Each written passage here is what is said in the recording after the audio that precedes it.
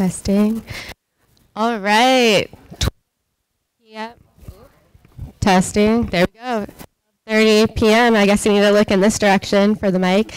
Good afternoon, everyone. Excited to see a full room here. My name's Alyssa Kroeger. I'm the Housing Program Manager with the City of Pacific Grove.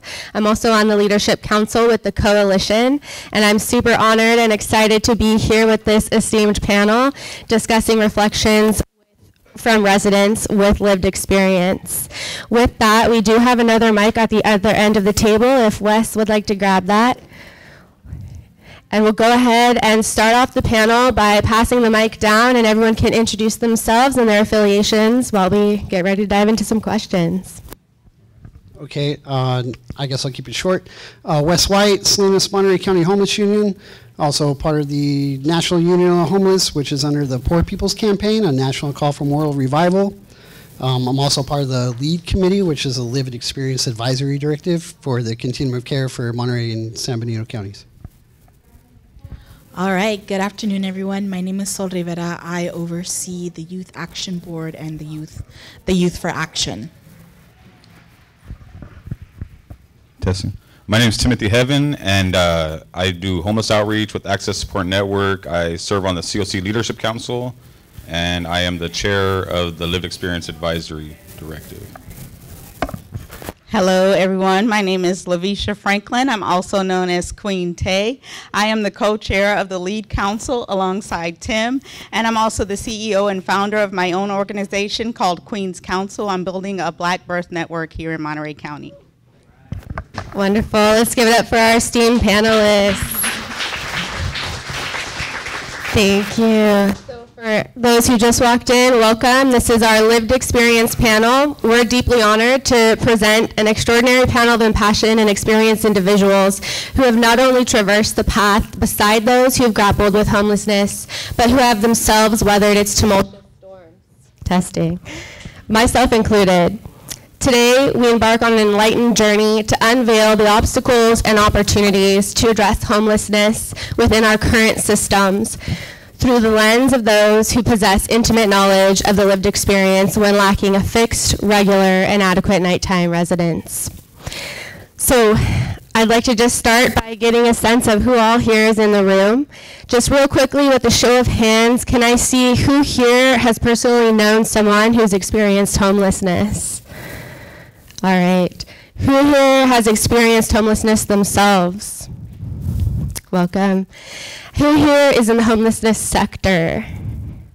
All right. And how about housing? My housers, woo woo. Health? All right. And government? Wonderful. Who here serves in a community capacity? All right, and who here participated in their local point in time count? Awesome, and who here is planning to participate in the next point in time count? Let's get all those hands raised, come on. All right, so we'll start the panel off with our first question today, and each panelist will have around 2 or 3 minutes each to respond. So could you share your personal experiences and insights regarding the current barriers and challenges within the system that impact individuals with lived experience of homelessness? What have you encountered that you believe needs immediate attention and improvement? And whoever would like to start, or we can go ahead and start over where the mic is with Wes.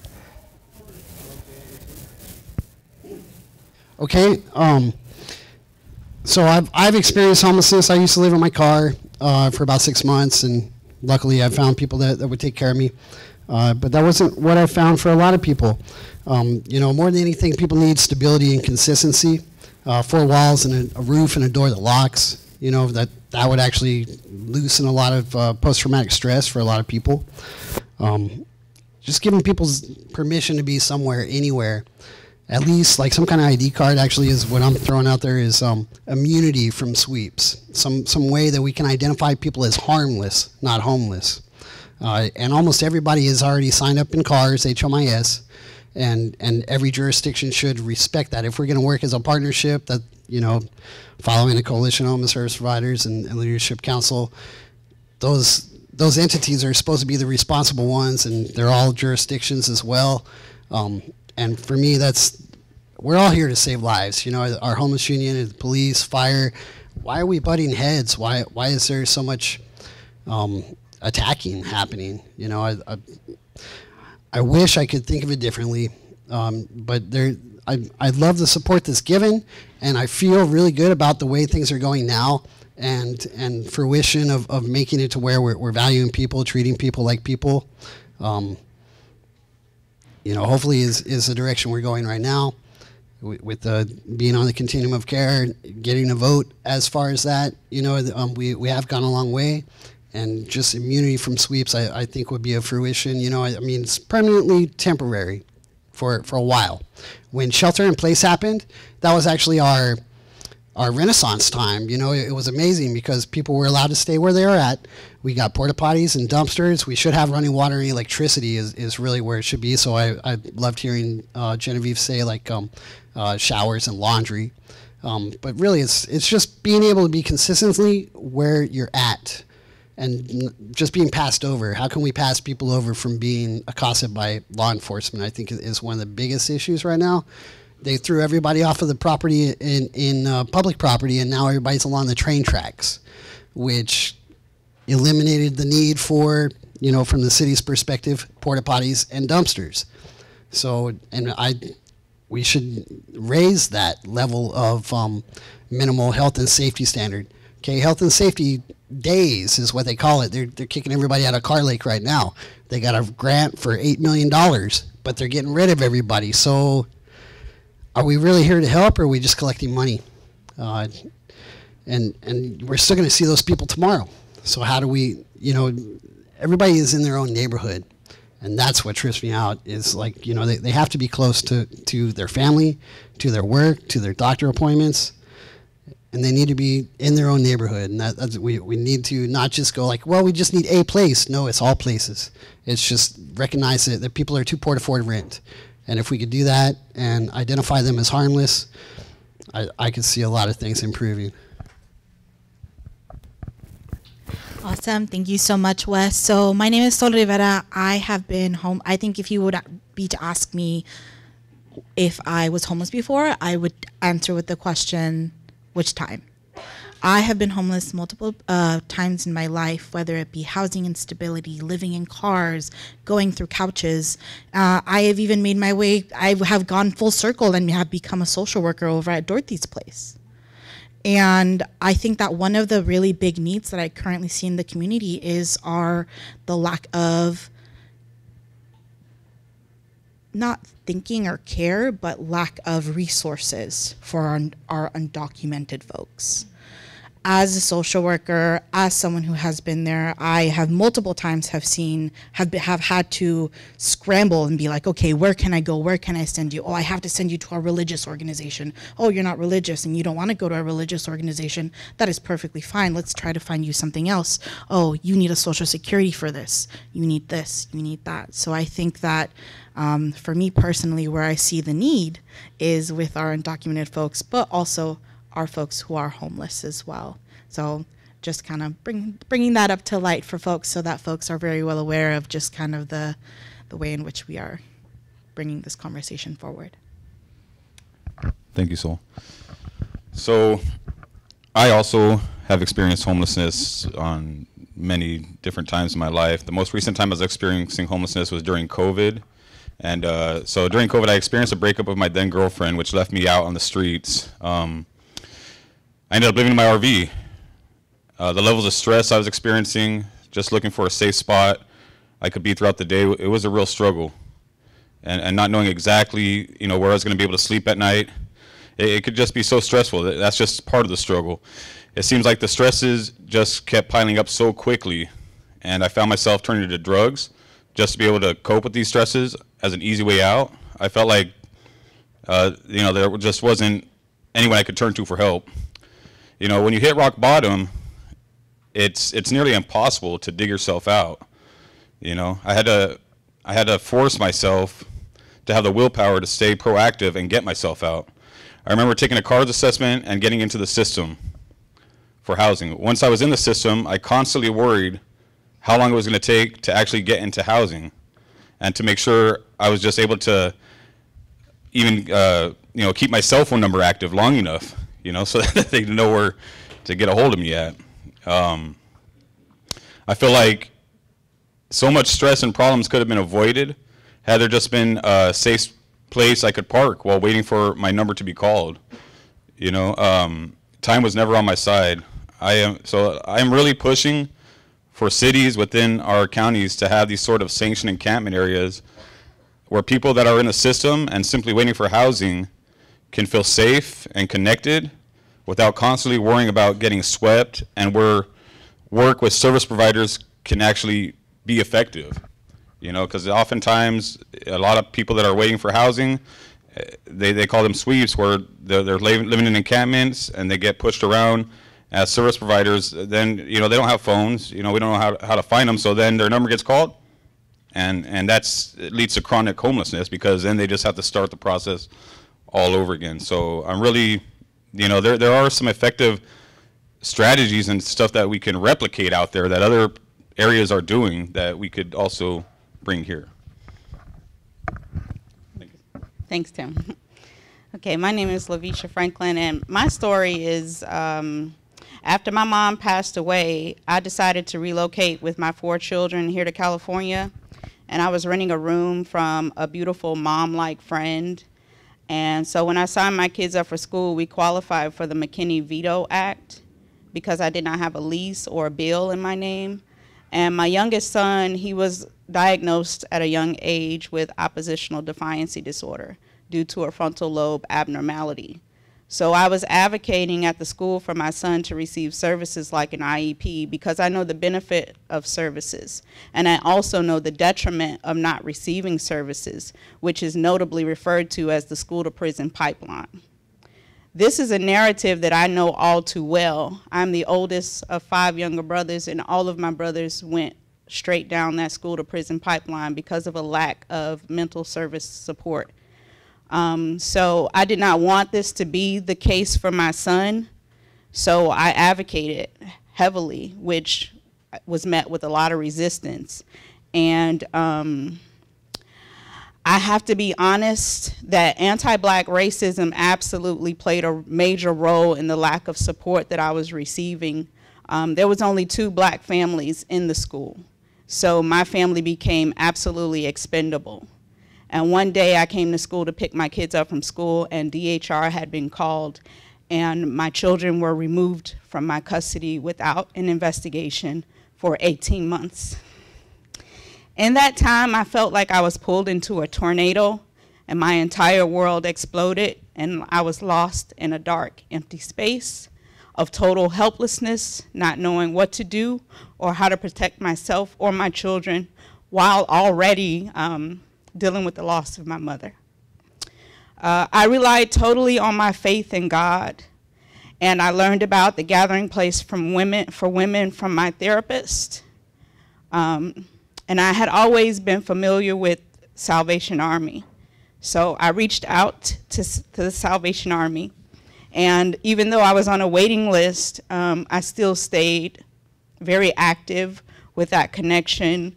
During that time, it was time for my children to be reunited with me, and I was promised a housing voucher for the reunification process, which did not come through, which also anti-Black racism, discrimination, and favoritism contributed to the lack of support that I received, as if they wanted to keep my family destroyed. I felt totally unsupported.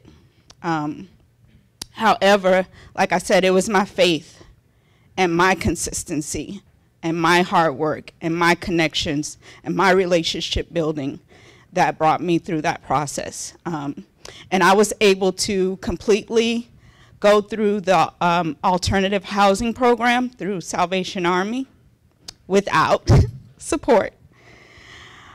Other than the caseworker, which she's here today. I don't know if she's in this room, but I saw her today and I love her, and I think the world is a better place because people like her exist, and like all of you here who do the work. However, I was able to be reunified with my children and secure permanent housing without a housing voucher. And I've since Thank you. I've since been a very active leader in the community at the start of the pandemic.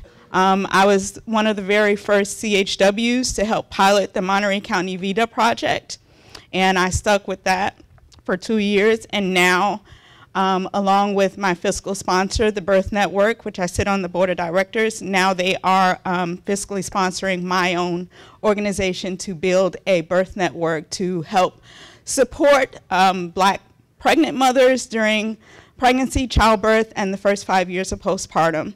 And also, there's some great people in this room who are also working with me to help support and make that a reality here in this community. And I'm just saying, I was not born and raised here. I was new here, so there was a total kind of like disconnect from resources here.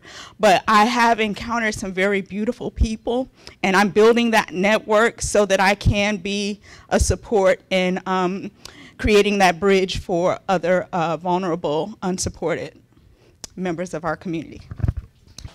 Thank you. Let's give it up for our panelists sharing their stories. And let's give it up for the case managers out there one more time, doing the good work like everyone here in this room. Thanks for showing up. All right, so question 2. Are there any specific initiatives or strategies that you've been involved in or have witnessed that have successfully addressed some of the challenges within this system? Can you provide examples of initiatives that have made a positive impact? Go ahead and take it away, Wes. Oh, very cool. Some initiatives. I would say that Sherwood Park, we had an encampment there for over a year. That was great. Roberts Lake during the pandemic. Colonel Durham during the pandemic. The safe parking out in Marina. Lapis Road was actually somewhat workable back in 2017. And those folks actually took a long time to actually be placed, 5-7 years, and that when I'm following them through all of those encampments, the same people, we spend so much money hurting them and not enough trying to halt that hurt to help the healing. $4 million for Smith and Enright. So maybe I'm saying the negative stuff, but all that money could be gone towards sanctioned encampments, which is supposed to be an agenda item maybe next month or something for the city of Salinas.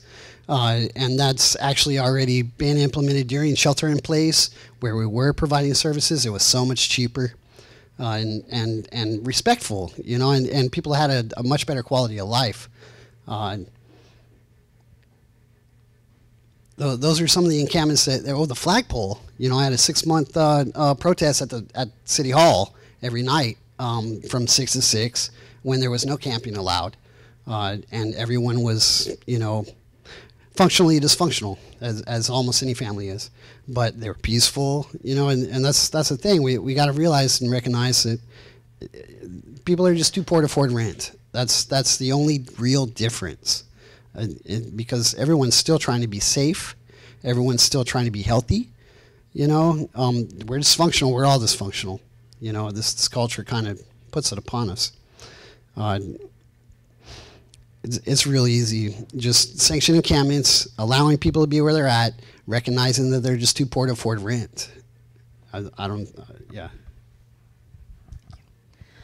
Yeah, so a lot about what we've heard from Wes is about just COVID in general, and I'll be talking a little bit about COVID as well.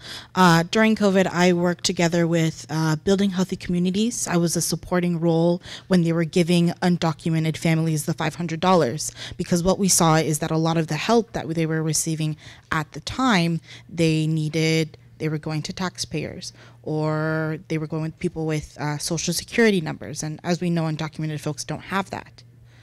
So that's one of the initiatives that I also assisted with. One thing that I would like to talk about right now is the YAB.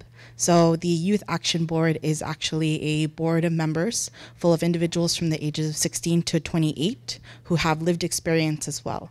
So we are trying to really have a seat at the table, as you will, in order for our youth to really be represented and well respected in this space as well. So just think about how you're working collaboratively with youth, whether this, if that youth are being given the same seat at the table that everyone else is. I think that would be something that would be really great to see in future initiatives. So I began serving on the COC Leadership Council 3 years ago as a lived experience member. And I felt like, you know, my voice alone wasn't going to be as effective as multiple voices.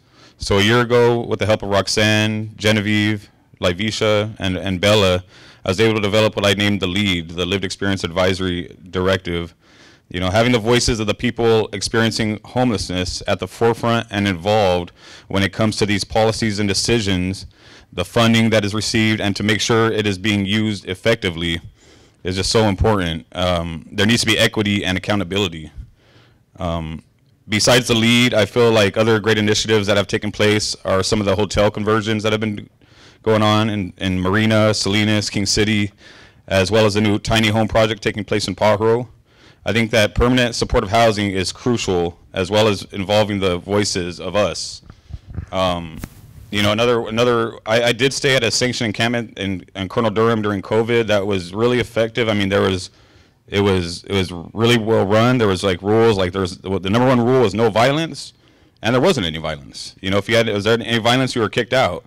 And it was actually like the crime rate, if you go to like crime maps, I did like a crime maps, there was like little to no crime in that encampment whatsoever. It was well maintained. They brought us porta potties out there. There was like a little shower they even put up, and there was like water where you could connect the hoses, and they even helped out with the big trash thing. So it was just simple things like that went a long way. And they actually used funding that was like to fund that whole thing was used from interest earned on one of their accounts, the coalition. And at the end of COVID, they just decided, oh, COVID's over, you guys have to go. And that was kind of, you know, I actually made a news report on it, and you know, because it just didn't seem really fair to me. Like, oh, you guys have to go, but where are you guys going to go? You know, if you're going to kick someone out of a place that they're staying, they should have some reasonable means of relocating them, you know? All right, thanks, Tim. In a meeting I attended not too long ago, the subject of mental health came up, and the question was asked, has anyone ever experienced depression and or anxiety at any point in their lives? And everyone in the meeting admitted to have had some kind of depression or anxious experiences at some point in their life, which I'm sure that's the case for every human. And it was at that time that we all realized that all of humanity is in a constant state of continuum of care as far as mental health is concerned. So, however, when you layer on top of that anti-Black racism and discrimination and the lack of cultural representation in mental health clinicians and resource service providers, then mental health circumstances have the potential to amplify almost uncontrollably. And they contribute to continuing the narrative that seems to allow anti-Black racism and discrimination to be minimized and not rectified. Being intentional about equity would mean being intentional about increasing adequate, effective representation. And cultural humility is necessary for all of humanity. However, cultural competency is educated and compensated representation. The key core base word in the word imagination is image. So let's amplify the images of successful navigations. Residents who, despite the barriers, who have not only secured housing, but are diligently dedicated to paying it forward and contributing to our community.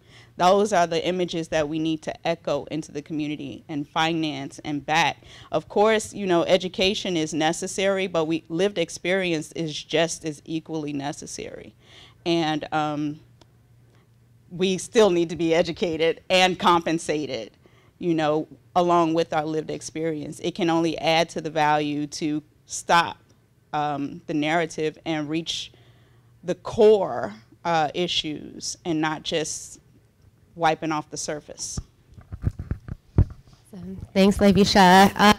I think we touched on this next question a little bit in our first two, but just to hit these points home, building on your experiences and insights, what recommendations or actions would you propose to bridge the gap between those who provide services and make policies and the individuals directly affected by homelessness? How can we work together to create more inclusive and solutions more inclusive and effective solutions for those that didn't hear that in the back. You know, that actually leads into what I was thinking about too, is I missed one of the encampments was Tents by the Garden.